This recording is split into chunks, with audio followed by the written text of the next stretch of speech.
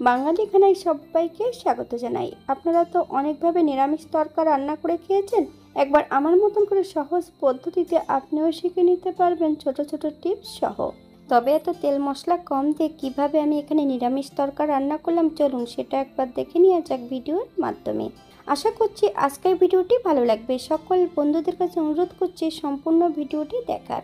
এতটাই সুস্বাদু হয়েছিল খেতে, আপনি একবার রান্না করলে বারবার রান্না করবেন। এখানে আমি আগের থেকে বেশ কিছুটা তরকার ডাল ভিজিয়ে রেখেছি। তরকার ডাল মানে সবুজ মুগ ডালগুলোকে বলা হয়। 5 থেকে 6 ঘন্টা বেশ জলে ভিজিয়ে রাখলেই হবে।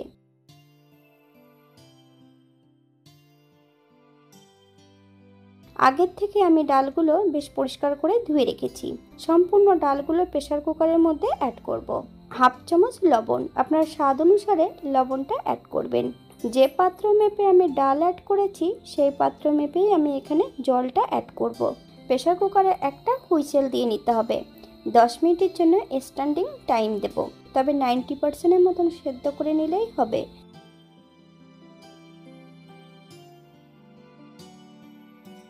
একটা কড়াইতে বেশ কিছুটা সর্ষের তেল অ্যাড করেছি। তেল গরম হওয়া পর্যন্ত অপেক্ষা করতে হবে। ফোড়নে রেখেছি সাদা জিরে, দারচিনি, এলাচ, লং।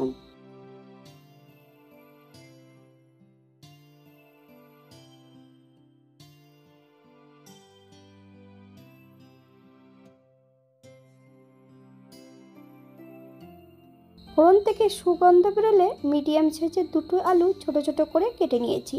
সম্পূর্ণ আলুটা অ্যাড করব। হাফ চামচ লবণ আর হাফ চামচ হলুদ গুঁড়ো দিয়ে বেশ আলুগুলোকে ভালো করে ভেজে নিতে হবে।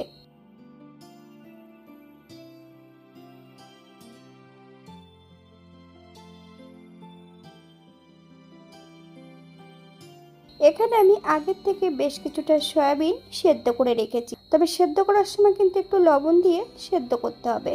ভালো করে জল ঝরিয়ে মাঝখান থেকে আমি ছোট ছোট টুকরো করে কেটে নিয়েছি। আপনারা গোটাও রাখতে পারেন। বাঙালি রান্না ঘরোয়া উপকরণ দিয়ে আপনাদের যদি রান্নাগুলো পছন্দ হয় তাহলে চ্যানেলটি সাবস্ক্রাইব করে দিয়ে পাশে থাকবেন।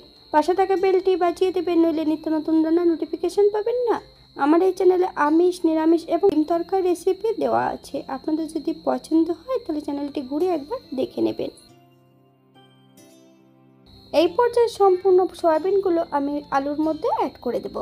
আলু ও সয়াবিন বেশ ভালো করে ভেজে নিতে হবে। বেশ 7 থেকে 8 মিনিটের মতন মিডিয়াম আঁচে ভেজে নিলেই, অথবা একটু সোনালি রং করে ভেজে নিলেই হবে।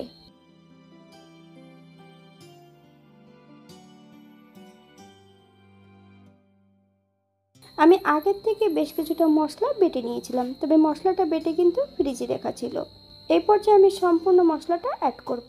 আদা, জিরে, ধনে, দুটো শুকনো লঙ্কা।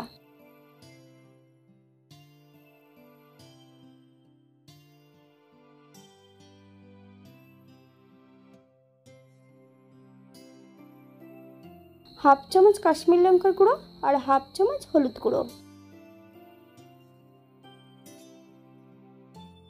মশলা কষানোর জন্য সামান্য একটু জল অ্যাড করব।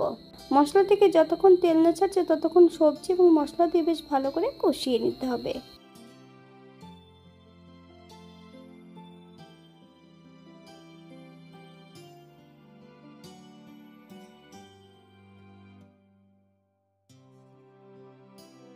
দু চামচ ভাজা গুঁড়োর মশলা অ্যাড করব। আপনারা যদি পছন্দ করেন তাহলে পরিমাণে বাড়িয়ে দিতে পারেন।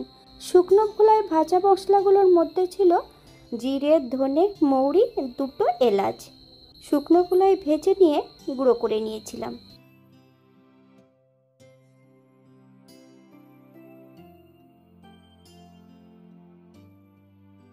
সম্পূর্ণ ডালগুলো সেদ্ধ করে নিয়েছি, তবে ডাল সেদ্ধ করে নিয়েছি কিন্তু ডালের নিচটাতে কিন্তু কোনো জল নেই। আপনারা এমনভাবে সেদ্ধ করে নিতে পারেন। এই পর্যায়ে আমি সম্পূর্ণ ডাল অ্যাড করে দেব কড়াইতে। কুচিয়ে নিয়ে 4টে কাঁচা লঙ্কা অ্যাড করব। আপনারা যদি পছন্দ করেন তাহলে পরিমাণে বাড়িয়ে দিতে পারেন। ডাল সহ মশলা সবজি দিয়ে 5 থেকে 7 মিনিটের মতন মিডিয়াম আঁচে কষিয়ে নিতে হবে।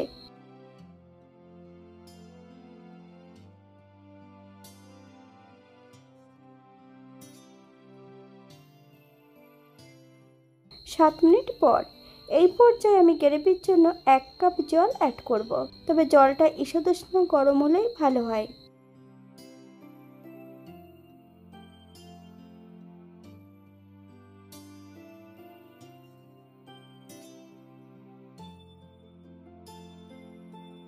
এক চামচ চিনি, আপনারা যদি পছন্দ করেন তাহলে পরিমাণে বাড়িয়ে দিতে পারেন।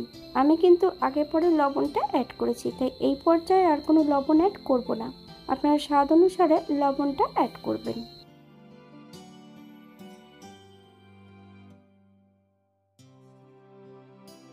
রান্নার মাঝপথে বেশ কিছুটা টমেটো আমি সরু করে কেটে অ্যাড করেছি। আপনারা যদি পছন্দ করেন তাহলে পরিমাণে বাড়িয়ে দিতে পারেন। তবে টমেটোর কিন্তু দানা ছাড়িয়ে আমি তরকারিতে অ্যাড করেছি।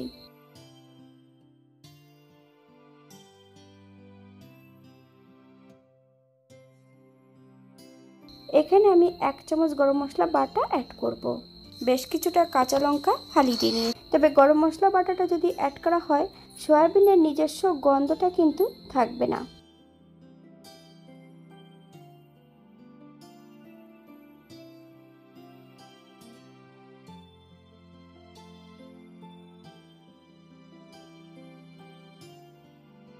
বেশ কিছুটা কাঁচুরি মেথি হালকা হাতে নেড়েচেড়ে মিশিয়ে দিতে হবে। গ্যাসের ফ্লেমটা অফ করে দিয়ে 5 মিনিটের জন্য স্ট্যান্ডিং টাইম দিতে হবে, তারপর সার্ভ করব।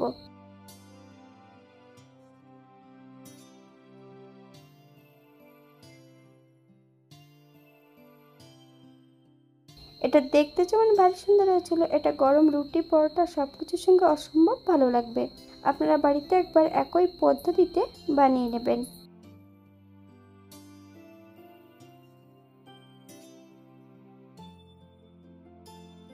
তবে এটা বানিয়ে কিন্তু 4 থেকে 5 দিন আপনারা ফ্রিজে রেখে খেতে পারবেন। আমি এখানে যে উপকরণগুলো অ্যাড করেছি আপনারা কম বেশি করে নিতে পারেন।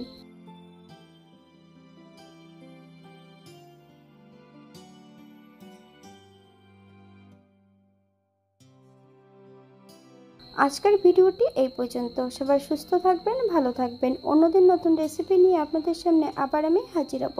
নতুন ও পুরনো সকল বন্ধুদের অসংখ্য ধন্যবাদ ভিডিওটি দেখার জন্য। হাতে যদি সময় থাকে তাহলে একটা লাইক, কমেন্ট, শেয়ার করবেন।